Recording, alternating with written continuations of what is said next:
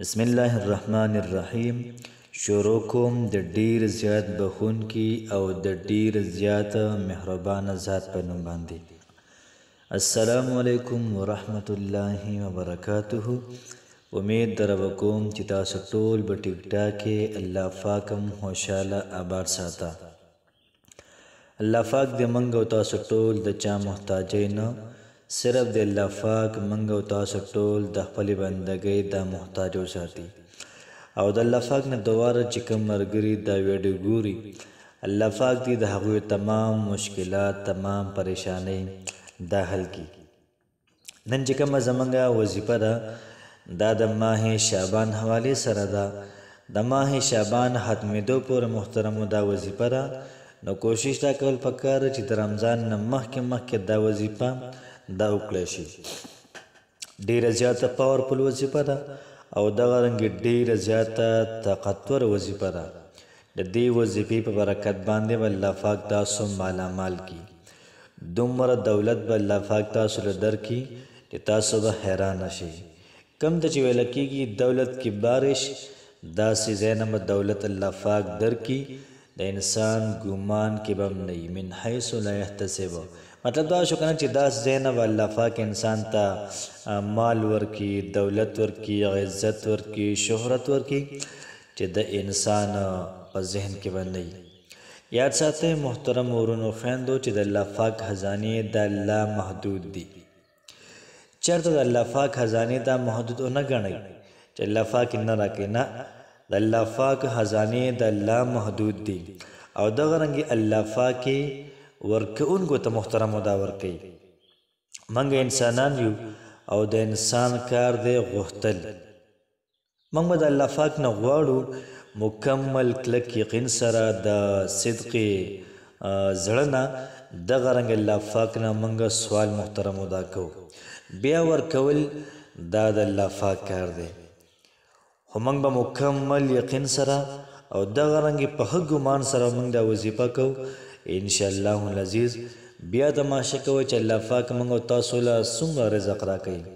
زموږ ډېر داسې رونه وي، ډېر داسې خویندې وي، هغوی وظیفه د ازمایلو دپاره کوي، صرف دې دپاره وظیفه کوي ځکه وشو که ونه شو نو نه به یې شنو. یاد ساتئ چې دا وظیفه داسې قسم له خلکو دپاره نه ده، دا وظیفه داسې قسم له خلکو دپاره ده چې مکمل یقین دا په الله پاک باندې دا کوي. نو زمونږ ستاسو په ذمه باندې صرف وظیفه ده او باقي رزق ورکول دا د الله پاک کار دی. نو موږ وظیفه وکړو، بیا د هغې نه بعده مکمل یقین به په الله پاک باندې محترمو دا ساتو. نو یاد ساتئ چې د الله پاک خزانې دا ډېرې زیاتې دي او دغه رنګه د الله پاک خزانې دا کمیږي نه. فرمایي چې ټول انسانیت راجمع شي او د الله پاک نه په یو ځل باندې د خپل خواهش مطابق وغواړي، الله پاک به دې ټولو له ډېره زیاته اعلی برخه محترمو ده وکړي.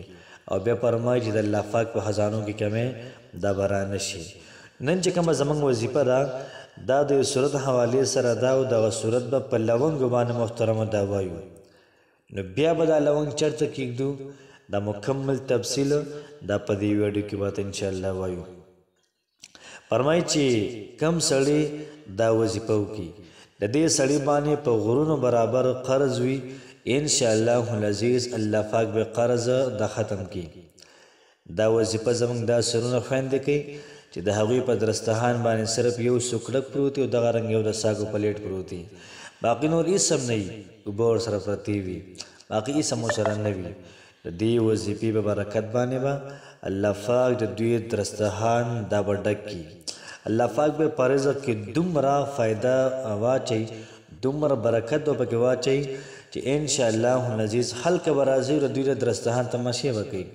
دومره رزق دا وله محترم الله پاک ورکړي. دا دومره اعلی صورت دی. کو چېرته موږ ګاډي کې سی این جي اچوو یا دغه رنګې پټرول اچوو، دغه ټایم کې پرې ګاډي باندې دغه وظیفه ووایو، انشاءالله العزیز داسې برکت به پکې وي او دا برکت محترم تاسو په خپل سترګو باندې دا وینئ چې څومره د برکت والا څومره د عظمت والا وظیفه ده. کو ستا دکان او دکان ته ګاهکونه نه راځي یا راځي خو راشه چې تنګول کې سوا نه لي او واپس لاړ شي. دا وظیفه وروره دا ستا لپاره ده. دا وظیفه ته یو پیرو که د رمضان نه مخکې ته به په خپل دوکان باندې ګاهکونه وشماره. دومره ګاهک به ستا دوکان ته راځي چې ته به حیرانه شي، ته به حیرانه شي، دونه ګاهک به راځي، ستړی به شي بیا. او دغه رنګې فرمایي چې د کوم سړي آمدن دا ډېر زیات ګډوډ وي، دغه رنګې مالي حالات یې خراب وي، مالي حالات. نو چاته هم فریاد مه کوئ، چاته هم شکایت مه کوئ. دا وظیفه را ستا لپاره ده.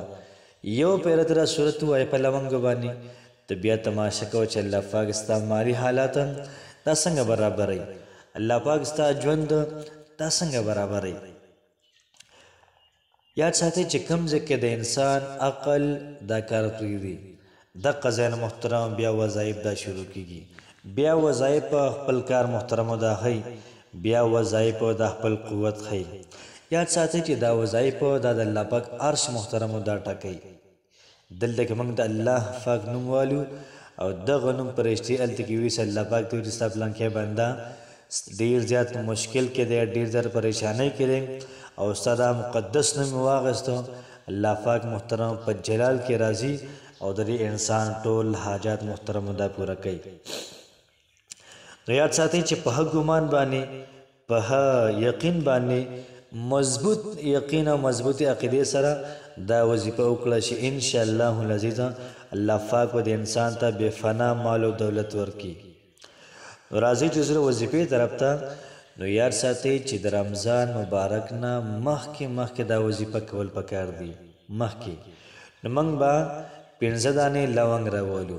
که چېرته موږ او تاسو سره 15 دانې لونګ نه وي نو بیا موږ یوه دانه راولو یا 2 دانې راولو، خو لنډه خبره ده چې لونګ به راولو.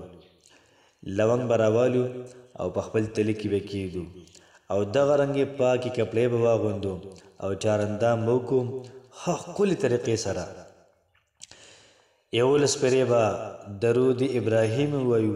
کله چې موږ 11 پېرې درود ابراهیم وویلې بیا به د هغې نه بعد سورة الکوثر دا به 20 پېرې ووایو او دغه رنګې بیا د هغې نه بعد 11 پېرې بیا درود ابراهیمي دا به ووایو او دغه لونګ به پې دم کو او بیا د هغې نه بعد مکمل یقین ساتئ او دغه رنګې مکمل د زړه نه به دعا وکړو یا الله پاکه زموږ رزق داسې واکړي، یا الله پاکه زموږ دسترخوان کې برکت واچوي، یا الله پاکه زموږ د قرضونه د ختم کړي. دغه شان څومره مسلې وي، څومره پریشانۍ وي، دا ټولې پریشانۍ به الله پاک ته کېږدو.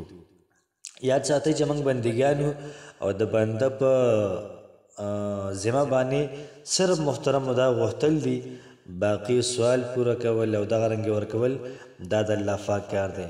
چې کله موږ دا وظیفه وکړله نو مکمل یقین په الله پاک باندې ساتو.